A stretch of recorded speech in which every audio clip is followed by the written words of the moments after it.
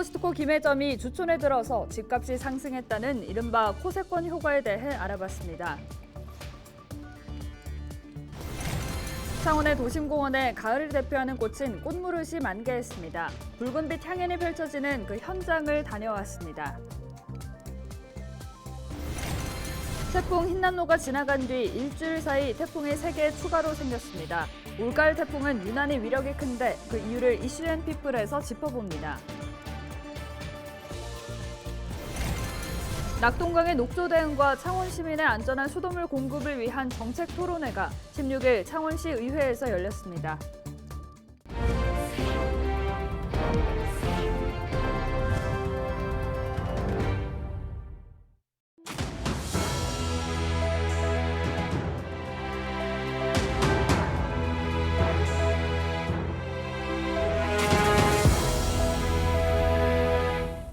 여러분 안녕하십니까? 헬로TV 경남뉴스입니다. 최근 김해에서 집을 사려는 사람들 사이엔 이른바 코세권이라는 말이 주목받고 있습니다. 최근에 김해에 문을 연 창고형 대형 할인마트인 코스트코와 가까운 거리의 지역을 역세권에 빗대어 말한 건데요. 집에서 편하게 코스트코를 다닐 수 있는 곳은 쇼핑 편의성 등의 이유로 대부분 다른 곳에 비해 집값이 높게 형성된다는 의미이기도 합니다. 그래서 건설업계도 주택을 지으려는 수요가 높은데요. 하지만 전문가들은 집값은 복합적인 요소로 결정되기 때문에 코세권이라고 해서 막연한 기대감으로 주택을 구매하기보단 신중하게 접근할 필요가 있다고 조언합니다. 김영민 기자의 보도입니다. 지난달 김해 주촌에 문을 연 김해 코스트코. 개점 첫날부터 이용하려는 사람들로 인산인해를 이루었습니다. 부동산 시장은 이러한 현상이 인근 집값을 상승시키는 하나의 요인이라고 말합니다. 집 근처에서 코스트코를 이용할 수 있는 이른바 코세권 효과라는 겁니다. 좀 선천지구에 변동이 좀 있긴 있었어요. 내부에서 봤을 때는 편의시설이 있으니까 더 좋아진다 이렇게 봤는데. 코스트코 인근 아파트와 1km 떨어진 비슷한 평수의 집값은 적게는 5천만 원에서 많게는 1억 원 가까이 차이가 납니다. 집값이 오르는 건 사람들의 추가적인 가격 상승에 대한 기대 심리와 수요 때문인데 덩달아 인근에 지어지는 주택수도 늘어났습니다. 유통시설들은 해당 지역의 개발 계획이나 미래 가치까지 판단해 입점하기 때문에 수요자들과 마찬가지로 아파트 공급의 입장에서도 편리한 생활 여건, 가격 상승, 미래 가치까지 갖춘 사업 안정성이 높은 입지라고 판단할 수 있습니다. 전문가들은 단순히 하나의 호재만 보고 아파트를 구입하는 것은 조심해야 한다고 조언합니다. 집값이 상승하는 원인에는 다양한 요인이 있는 만큼 입지와 학군, 교통과 단지수 등 여러 가지를 고려해야 한다는 겁니다. 그래서 집값이 폭등할 가능성은 전혀 없다라고 이렇게 보이고 당분간은 경남 지역 같은 경우는 그 지역에 따라서 그 집값의 형성이 천차만별로 이렇게 형성될 겁니다. 개발 호재가 있는 데는 오르고 그렇지 않는 곳은 자꾸 빠지고 할 건데 올해 말까지 금리가 계속 오를 것으로 예상되는 가운데 똘똘한 내 집 마련을 위해서는 좀 더 꼼꼼히 알아보는 자세가 필요합니다. 헬로티비 뉴스 김영민입니다. 요즘 아침 저녁으로 선선해지면서 완연한 가을 날씨를 보이고 있는데요. 이맘때면 가을을 대표하는 꽃, 꽃무릇이 꽃망울을 터뜨립니다. 창원의 한 도심공원은 꽃무릇이 만개해 붉은빛 향연을 펼치고 있습니다. 표영민 기자입니다. 주택가에 둘러싸인 창원의 한 도심공원. 공원 산책로 주변은 마치 붉은 카펫이라도 깔아놓은 듯 붉은 꽃들로 넘실댑니다. 왕관 모양을 한 이 꽃은 가을의 시작을 알린다는 꽃무릇입니다. 꽃무릇은 꽃이 필 때는 잎이 없고 잎이 나올 때면 꽃이 진다고 해 상사화로도 불립니다. 꽃무릇이 절정을 이루는 공원을 찾은 관광객들은 사진을 찍으며 추억 남기기에 여념이 없습니다. 한 바퀴를 돌면서 이래 보니까 곳곳에 잘 있고 정비도 잘 돼 있는 것 같고 내려오니까 정말 이 장소는 너무 괜찮네 하는 그런 느낌을 받았습니다. 공원 전체를 뒤덮은 꽃무릇은 약 70만 본. 도심공원이 가을마다 붉게 물들 수 있었던 건 지역민들의 노력 덕분입니다. 지난 2008년부터 주민들이 자발적으로 꽃을 심고 잡초 제거 등 관리까지 해오고 있습니다. 꽃무릇을 상상하러 심으면 어떻겠냐 하고 이렇게 의견이 나와서 그 주민자치에서 그걸 심기 시작해서 산호동의 자생단체 모든 분들이 다 협조해 주셔갖고 그 이렇게 매년마다 이렇게 심고 있어요. 꽃무릇의 개화 시기는 9월 초부터 약 한 달. 가을의 정취와 붉은빛 꽃무릇이 연출하는 아름다운 장관은 이달 말까지 이어질 것으로 보입니다. 헬로티비 뉴스 표영민입니다.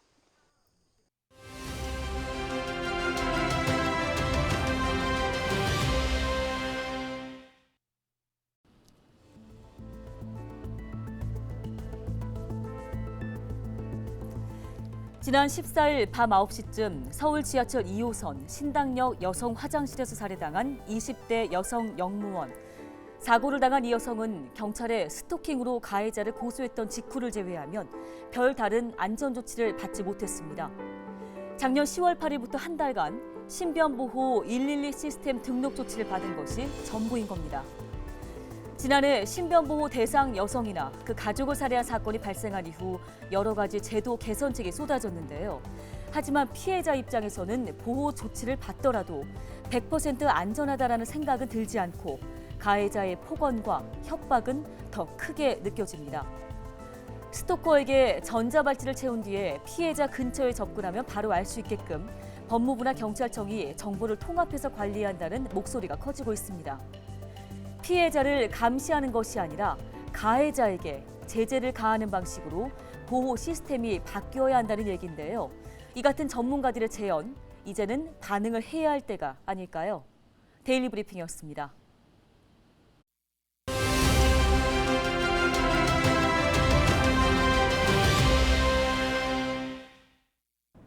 태풍 흰남노가 지나간 뒤 일주일 사이 태풍 3개가 추가로 생겨났습니다. 올가을 태풍은 유난히 그 위력이 큰데요. 네, 그 이유를 짚어봅니다. 한국기상산업협회 김승배 본부장 연결돼 있습니다. 네, 안녕하십니까?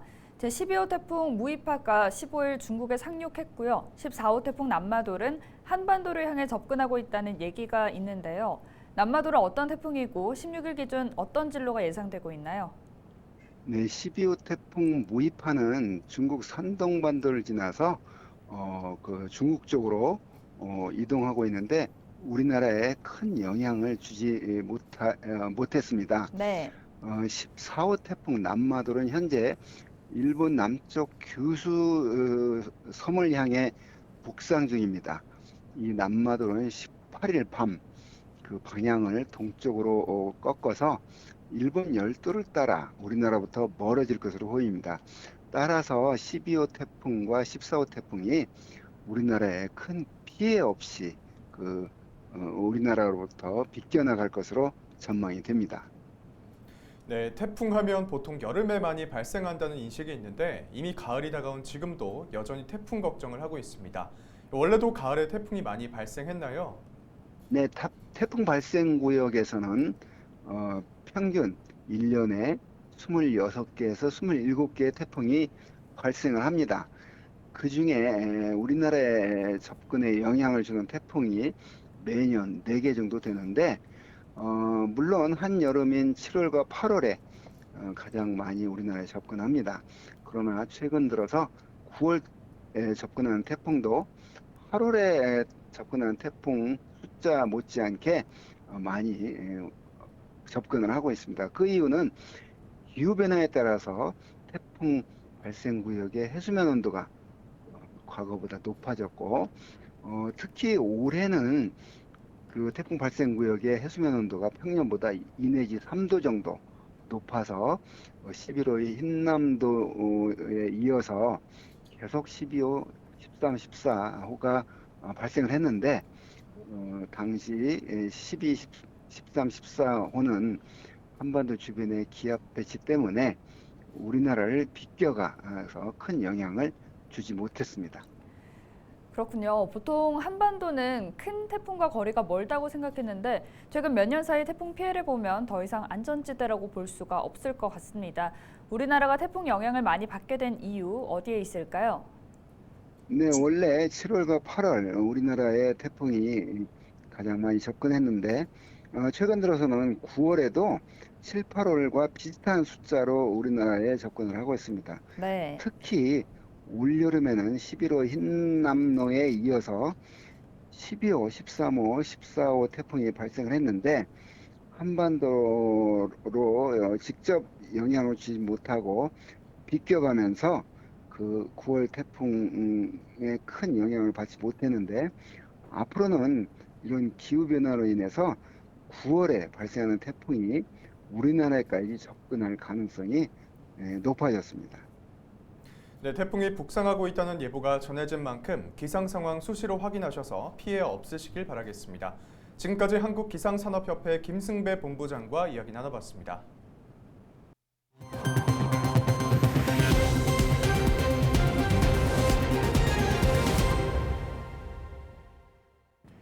(16일) 오전 10시쯤 창원의 한 제조업체에서 크레인 레일을 점검하던 작업자 1명이 숨지고 1명이 다치는 사고가 발생했습니다. 이들은 크레인 레일을 점검하던 중 크레인이 움직이면서 레일과 바퀴 사이에 깔려 사고를 당했습니다. 경찰과 고용노동부는 작업자와 목격자를 상대로 정확한 사고 경위를 조사 중입니다. 고성군 유스호스텔 건립 사업이 고성군 의회에서 또 부결됐습니다. 지난 15일 열린 기획행정위원회 상임위원회에서 지역 숙박업소와의 상생 방안이 마련되지 않았다는 이유로 부결됐습니다.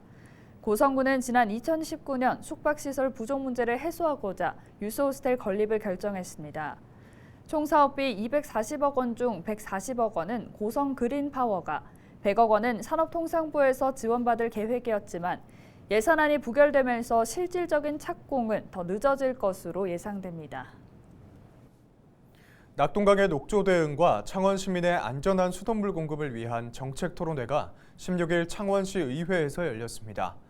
이번 토론회는 수돗물에 대한 시민들의 신뢰를 회복하기 위해 상수원수의 수질 개선과 제도적인 방안을 마련하고자 진행됐습니다. 토론에 앞서 전남대 곽인실 교수와 부경대 이승준 교수를 통해 낙동강의 녹조 방향과 유충서식 실태에 따른 개선 방안을 논의했습니다. 원전기업 신속지원센터가 16일 창원에 문을 열었습니다. 신속지원센터는 각 지역 원전 지원 기관과의 협력을 통해 업계의 건의사항을 해소하고 기업의 지원 요청에 대응하는 한편 현황을 파악해 원스톱 지원 서비스를 제공하는 역할을 하게 됩니다. 또 정부와 기관, 업계의 상시 소통 창구로 원전 생태계 회복과 경쟁력을 확보할 수 있도록 지원하게 됩니다. 밀양시 의회 의원들이 영남루를 국보로 승격시켜달라는 대정부 건의안을 만장일치로 채택했습니다. 건의안은 박원태 의원의 대표 발의로 밀양을 대표하는 문화유산인 영남루는 조선의 3대 누각으로 알려져 있음에도 낮은 격의 대접을 받고 있다며 국보 지정의 필요성을 주장했습니다. 밀양시의회는 채택된 영남루 국보 승격 대정부 건의안을 국회와 문화재청 등 관련 기관에 보낼 예정입니다. 경상남도가 제14호 태풍 남마돌 북상에 대비해 비상 대비 태세에 돌입했습니다. 경남도는 18일 오전 9시부터 27개 부서 직원이 출근하는 재난안전대책본부 비상 1단계를 돌입하고 태풍에 영향이 미칠 것으로 예상되는 7개 시군에는 현장관리관을 파견합니다. 또 태풍 진로를 24시간 모니터링하면서 비상 상황이 발생하면 주민 대피와 복구 등 신속한 조치가 이루어질 수 있도록 시군 등 유관기관과 함께 대응할 방침입니다. 문화재청이 주관하는 2023 지역 유형유산 보호지원사업 대상지로 밀양시가 선정됐습니다. 밀양시는 내년에 국비 등 사업비 3억 원으로 학술대회와 협력 네트워크 구축, 홍보 콘텐츠 개발 등을 통해 지역 무형유산 전승을 지원하고 재조명하게 됩니다. 한편 밀양에는 국가무형문화재 백중놀이, 경남무형문화재는 무안용호놀이와 감내개 줄당기기 등 다양한 무형문화재가 있습니다. 이상으로 뉴스를 마칩니다. 저희는 언제나 지역민 여러분과 함께하겠습니다. 시청해주신 여러분 고맙습니다.